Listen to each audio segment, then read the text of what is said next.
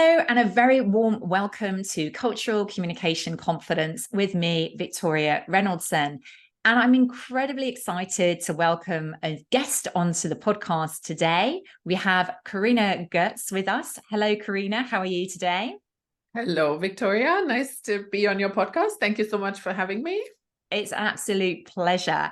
And I think your area is absolutely fascinating. You're also in the space of cultural awareness, cultural intelligence, but with a really specific angle on that. So why don't you, to start off with, tell us more about your area of expertise and share more about what it is that you particularly focus on? Okay, thank you.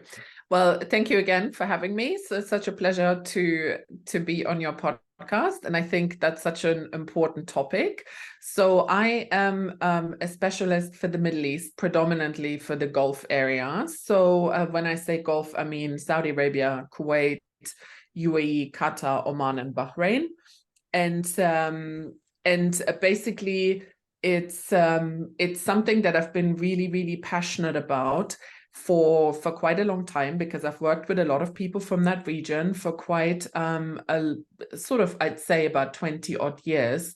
And I've found that there's a lot of stereotypes, and people in the West in particular have a certain perception, also driven through the media and things that they read and stuff. So I feel I'm sort of that bridge between that Western world and the Gulf region to try and dispel some of these myths that, I don't know. So for example, to Saudi, you can't go as a woman, or you have to like cover your hair, which yes, used to be the case at some point, but is not the case anymore. So I feel like I'm almost like this sort of missing link between companies that have projects out there, companies that have clients from there, and sort of their teams to understand what they can do, what they can implement, to make the experience better for them, but also for the client from the Gulf.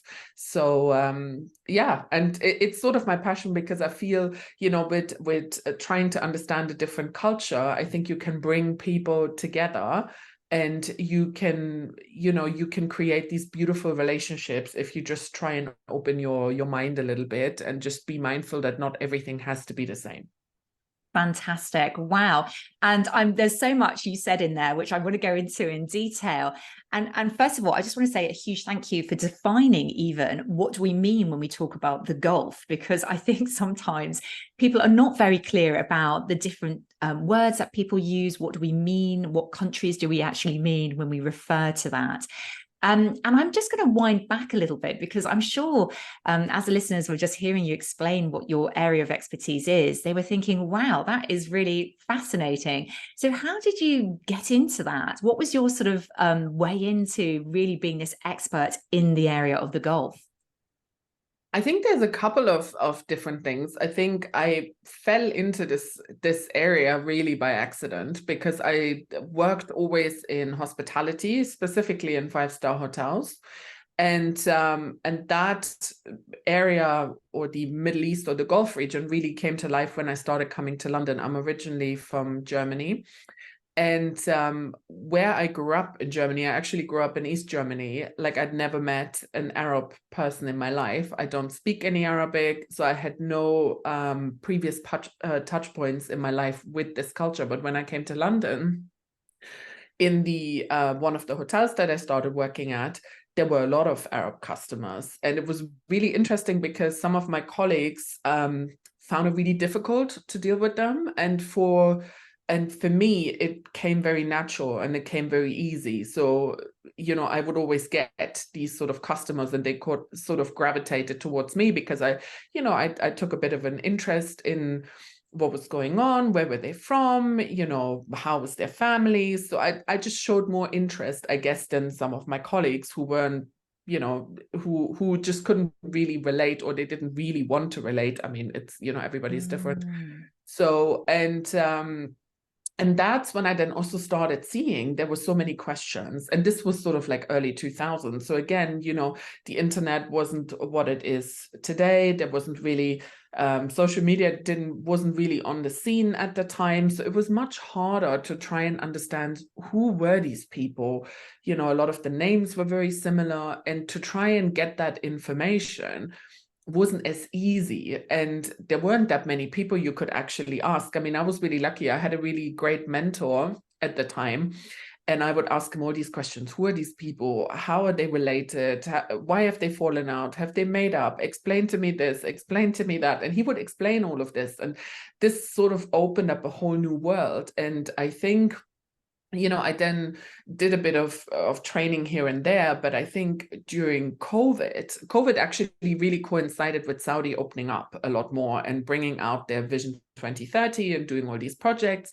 So it was really interesting, because then a lot of people I talked about it a lot more on LinkedIn, and then people started asking me all these questions, predominantly women, like, how should I dress? Will people even talk to me? You know, I think a lot of the people were very comfortable with places like Dubai, but everything else seemed a bit like, oh my God, we don't really know what to expect, and, you know, how are people going to be? And then I thought, oh wow, there is a massive need here for people to learn more, and also to learn more in you know, how communication had evolved. Because again, I think a lot of people were stuck in that old sort of communication on email, but with the Middle East, social media is actually such a massive thing, and it's also such a massive opportunity. So it was like, okay, what more can I help other people with, explaining things that I've tried, how I communicate with some of the people from there, that maybe they could take into their company and just make this a much better experience again. So that's so fascinating. I'm just going to jump in there, because there were so many rich things you said there. And I think what I heard you talk about at the beginning was that point about curiosity, actually being motivated to want to learn more, which I know is a really key part of cultural intelligence, wanting to engage, wanting to learn. And I thought there were some really interesting insights there you shared already around how it matters to know about people's families, how to know about their context, their friendships, their relationships, their family connections. And then this other point about adapting the communication approach. So not assuming that email is going to work, but actually you need to do it in other ways. So touching on that second point, the communication part, because that's obviously an area that I'm absolutely fascinated by and is very core to what I do as well. When it comes to, you already mentioned social media. So are there particular platforms that work better than others? And how would you normally kind of message or connect with people? I mean, I think one of the biggest platforms, and I think that's not a secret for people that have clients from that region, is WhatsApp. Literally everything happens on WhatsApp, and people are always surprised, and they're like, what do you mean? But people send anything on WhatsApp, because I think it is encrypted. Okay, sometimes you may have some people that you know, they go off to, I've had people use Signal and different kind of places, but WhatsApp is the big one that everybody is on, which is interesting, because in the Middle East, in the majority of the countries, WhatsApp calls do not actually work. So you literally just use this as a messaging app. So it's not that you use it for phone calls. But then again, I think also in the communication, people don't want to call you. And this is, again, something new, because, you know, before we always used to learn, especially if you were in a role in sales, or you need to call people. But the Middle East doesn't want to call you. Sometimes they do, but most of the time they just want to send you a message. They can see that you've read it and that you will get to it, and this is much faster. People will not email you. They're like, no, I WhatsApp you all of the information that you need. And funny enough, if they feel like they don't want to type out a long message, they send you an audio message. I mean, the amount of audio messages that I get where people tell you half their life story is quite amazing. That's so fascinating, isn't it? And actually, you know, voice messaging, audio messaging, I think is also can be that, you know, much faster. It's actually a great way to quickly exchange. But that's a really great insight, Corina. I mean, that's amazing kind of to know that, and actually you realize that it's considered a professional way to exchange and have the conversations. And I think, that communication piece is so important because we can obviously make mistakes without realizing. So I'm quite curious, you're working with your clients are mostly based in, actually, I'm quite curious. Actually, I should ask that as a question. Where are your clients based? And are they really about expanding into this region, or do you have different types of clients? I actually have different types of clients, and this is a really good question. So the people that I work with, like let's say in the UK and Europe, these are either companies that have Middle Eastern clients. So I still work with like some hotels, some private hospitals, places like that, where they want to, look at their service offering. They want to look at how they can do things better. So that's one set. Then I have people that have projects out there, but they may never have been out there. So then I work with them to almost give them a bit like a crash course on what they need to know before they go, like how they dress, what they can talk about, what they should talk about, what is of interest, all of these kind of things.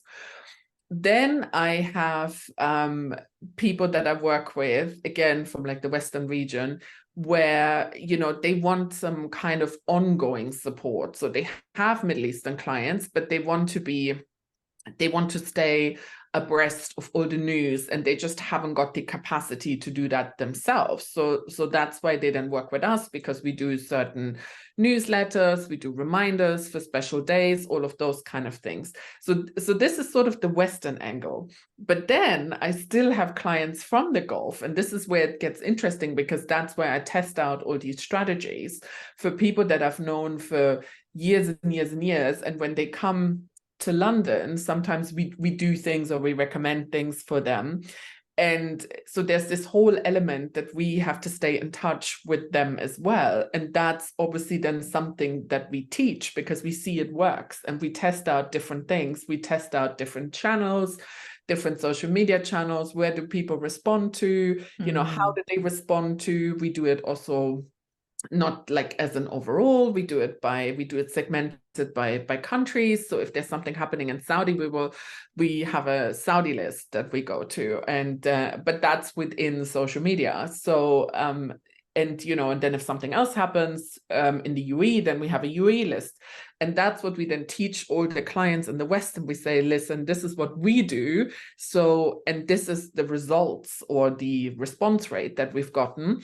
So they can then implement the same thing. So it's quite diverse. That's amazing. And I love the way as well that you're able to use, you look at it from both angles, and actually it's a continuous process of insight and learning and understanding what's happening and developing and coming up.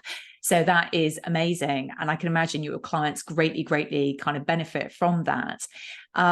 So that's really interesting. And if I think about it from the Western point of view, businesses who want to expand into this region, what do you see as some of the sort of biggest or greatest mistakes that they're making? Or maybe it's not necessarily mistakes, but it's assumptions that they're making that aren't necessarily true. I think, one of the assumptions that I always come across is that companies think, yes, of course, they bring their expertise and that's what they get hired for, but they also need to see where this expertise fits in what the clients there want to achieve. And for that to understand, you have to dive a little bit deeper into what actually matters to them. Like, what are these projects in Saudi about? What is their vision? Why are they doing what they're doing?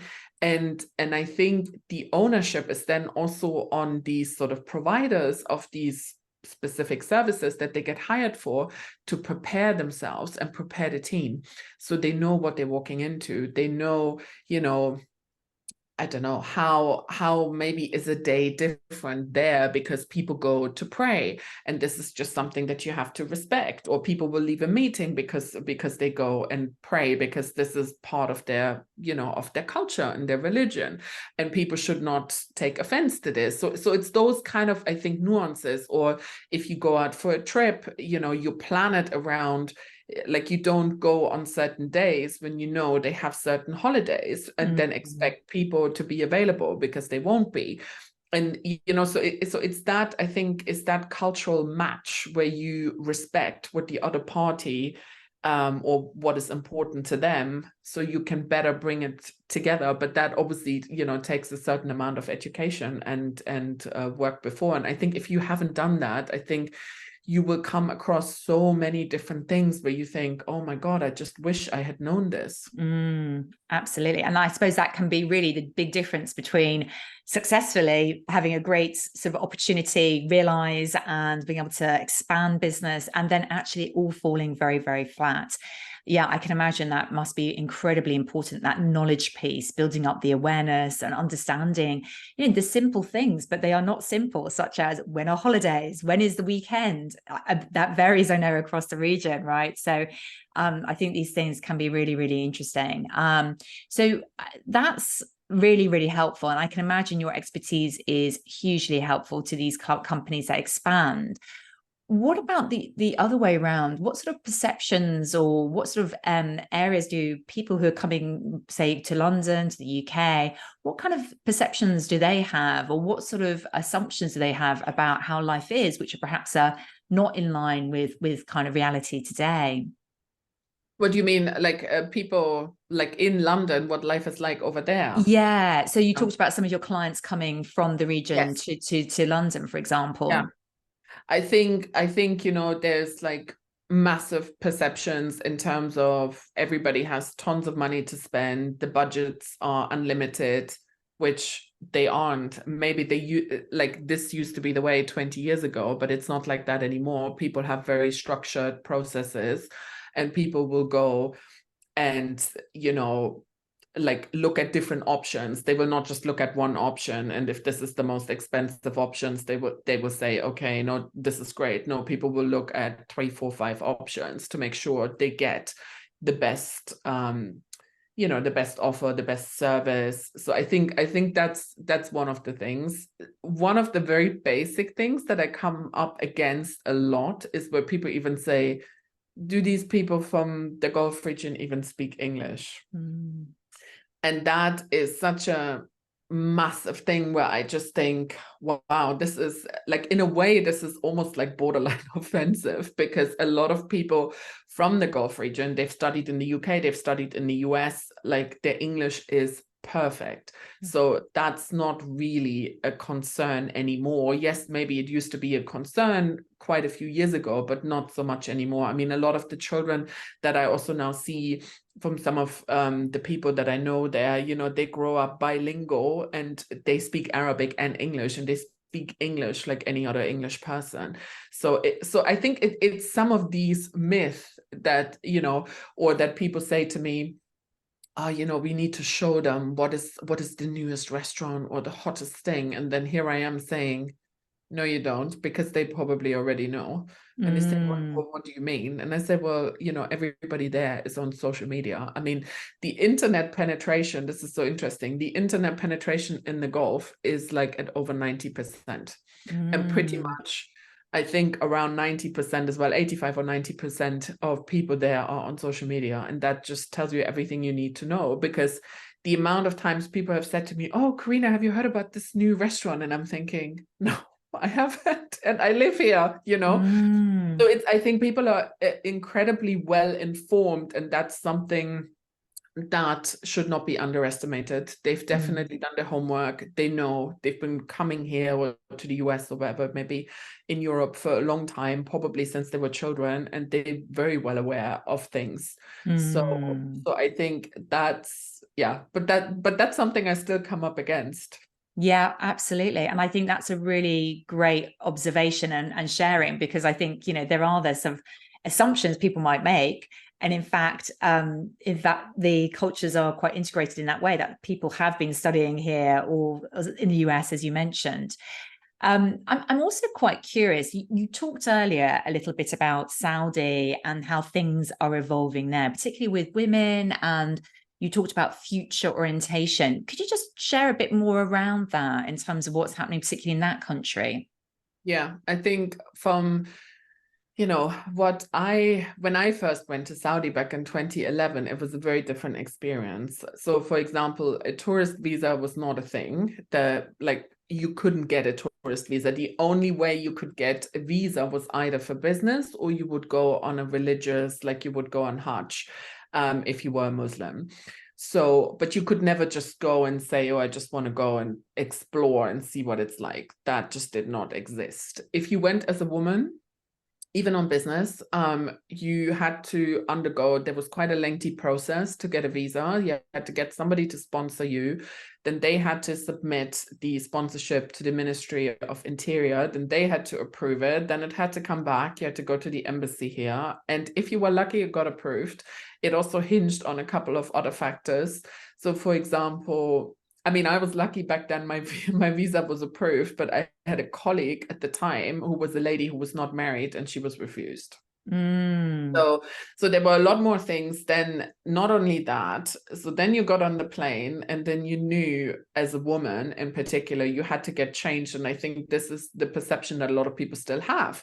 You had to cover your hair, you had to put on your abaya already before you even got to the airport. And it was quite, I think, not only was it different, but it also felt very intimidating because you didn't really know what you walked in. And all of this does not exist anymore. Like now you get your tourist visa online in like 2 minutes. You don't have to wear an abaya. You don't have to cover your hair. I mean, of course, you should still dress in sort of, not like in your crop top and miniskirt, but you could, you don't have to cover up, essentially. And then one of the other things, I think this is a funny story, like from back then, was, which again, at the time, I just did not know, because there was nobody there who told me this, and I had never been. And again, I'd been to other places at the time. I'd been to Dubai and Qatar and places, and that didn't exist there. So when I went to Saudi, I thought, oh, I really want to have a coffee. I want to go to Starbucks. So I asked my driver in between meetings, I said, can you just stop at Starbucks? I'm going to get a coffee. And again, nobody told me anything. So I'm standing outside the Starbucks, and I see there's 2 entrances. There's a single and a family entrance. And I'm thinking, well, I'm clearly not a family, so I'm going to go into single. So I go to single, and oh my God, the barista, I think, had a heart attack. He's like, no, you cannot come in here. Because essentially what I found out afterwards, that the single entrance was for single men. And if you were a woman, you were meant to go into the family section. And how would I have known? So it's those kind of things. And again, this does not, I mean, okay, it still exists, but it's very rare that you see it now. Like now it's completely changed, and it's a lot more, like you would see places in Dubai. I mean, these restaurants are actually a rarity where you still have 2 entrances. I mean, I end up taking pictures thinking, oh my God, this is how it used to be. Yeah, right. So it's all of those kind of things that people remember. And not only that, so like now, obviously, and there's so many factors with Saudi with this, is they're modernizing. Like, okay, the thing that everybody knows is women weren't allowed to drive until 2018. But I think what people also forget is that Saudi didn't even have cinemas until 2018. 2018. I mean, this is only 5 years ago. So there were no concerts, no nothing like that. And the interesting part with Saudi is that 63% of the population is under 35. Wow. So it's a really young population then. Amazing. Gosh. So you can imagine you have nothing to do, and because you don't have any of these. And then, of course, add to the mix all the people that have studied in the West. Yeah. Seen a different way. And it just wasn't the same. So this is why then also it's very interesting that a lot of Saudi people on the weekend used to go to Dubai, because Dubai had a lot more to offer. Yes. Now, what they are doing in Saudi is they're creating these opportunities for work in hospitality and tourism and events and all of these things that never have been there before. But also they're creating an economy within their country, because they also, they don't want to rely on oil forever, and B, why, have all these people travel to all these other places and spend money there when they could spend money in the country. So now it's almost like they've done a complete flip of the situation. So for example, now when we get to the end of October, On the 28th of October, they start a thing called Riyadh Season, which they do every year. Well, they've been doing for the past 3 years. This is the third year. And every year they come back and it's bigger and bigger and bigger. I mean, I saw the brochure for this year. It's 300 pages long. They're bringing a Disney castle. Wow. Starting off with a big boxing match with Tyson Fury. They're bringing in loads of concerts. They have a place called Times Square Riyadh, which I swear looks like Times Square, New York. This is fascinating. This is so fascinating. Really, so there's something about it. Sorry to just jump in, but it sounds like it's almost, there's something almost divine-like coming into Saudi right now. That is amazing. And I hadn't realized as well how quickly things have been changing there. Hugely, and so was the trigger COVID, or what was it that's really kind of been triggering this? Or was this more about the future agenda that you mentioned earlier? I think it's a mix of things. I think, like in order to understand that, I think you have to kind of go back a little bit in history with Saudi. I mean, the previous leadership was always sort of in their 70s and their 80s. Like, I mean, the king is in his 80s, but the previous kings were as well, but even the previous crown princes were in their 60s and their 70s. So of course they had very different needs to what the younger population had. But now the crown prince is in his 30s. And this is where it marks a massive shift. And he then also said, obviously we can't rely on oil forever. We need to create another economy. And not only another economy, I think we also need to give a future to our younger generation. Because again, I think back in history, I think a lot of people in Saudi relied on sort of state income, and they didn't necessarily have to work, but they have a much bigger population than places like Dubai. So there is a need for getting people into work, but you also need to give them, I think, a compelling reason to want to go to work, and you need to give them a compelling reason why they want to stay in the country and do stuff. So I think this is when then this Vision 2030 was obviously launched by the Crown Prince, and this is where all these different things suddenly came into play. So he appointed somebody for entertainment, he appointed somebody for sports, and these plans just got bigger and bigger and bigger. And what is so interesting is with Saudi, it actually has to offer a lot for tourists, which nobody really realized. And so Saudi has one part of Saudi is situated on the Red Sea, on the coast. And that coast was never developed for tourism. So it's basically virgin land. And for people that like snorkeling and diving, this is like the dream come true, because nobody has touched this. And they now have started a project to develop this for tourism. But again, this is also interesting because it's very easy to say, okay, we're going to build all these things and then it's going to ruin all the landscape and everything, but they have now taken this project also as part of a whole kind of sustainability angle to say, we want to actually observe the nature, and we don't want to develop everything. We want to make sure this nature is still there for future generations, and maybe we can help other places like the Maldives and places like that have developed so fast, and maybe they can use some of our techniques to try and put that nature back into balance. Wow. So I think there's a lot more than just, oh, we're gonna like now open up for tourism and like it's all gonna be crazy. So I think there's a lot more thought behind it, and I think that people don't know and what they don't realize. So it's just fascinating. And there's places, I mean, I've been going there for years and years, and I never knew. Up until I think last year was the first time I thought, okay, let me try and see what else there is that I can see. Let me take an afternoon and go to a different place. So I found out there's a place about half an hour from Riyadh called the Edge of the World. So I was like, okay, let me go there. Let me see what Love that, the Edge of the World. My goodness. And what is there? Yeah. And it's basically, I went there and it's like the Grand Canyon, and people saw pictures and they were like, where did you go? I was like, I was in Saudi. And they're like, no way. Where did you go? Where's this place? And it was just so beautiful. Like it was such a great landscape and everything. And I had no idea that this was there. So, Corina, this is just so interesting to hear about. I mean, I find it really, really fascinating about how quickly things are evolving, and clearly things will continue to evolve in the future. So, if listeners are listening in and going, "Wow, okay, this sounds exciting," either for my business or for the business I'm working in, or even perhaps even for career opportunities, how can people build their cultural intelligence around, whether it's Saudi or other countries in this region? What's the best way for them to really build up that cultural intelligence and make the most of the opportunities that are opening up right now? I think, there is, I would say, just try and inform yourself a little bit. Like, for example, on my website, I have quite a few different blogs that I've done about different things, what are like these giga projects, how could you find work? And there's lots of like different tips. So you can have a look there. And I do a different topic every week.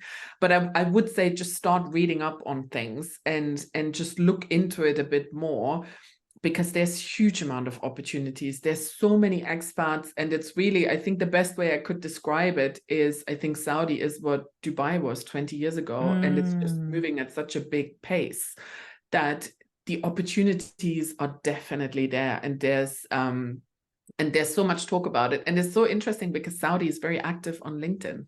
Okay. Oh, that's really fascinating, isn't it? Right. I was going to ask you earlier actually about which social media platform is the best one. So it's particularly LinkedIn. And I'm sure many of the people listening are on LinkedIn as well. This is fantastic. Thank you so much for sharing all these insights. I mean, it's absolutely amazing to hear it. And I know I've been learning a lot today, and building up my cultural intelligence around this whole region. I would love to ask a question, which I do ask everybody who comes on as a guest, which is about the name of this podcast is Cultural Communication Confidence. And I'd love to get your perspective on what does that mean to you?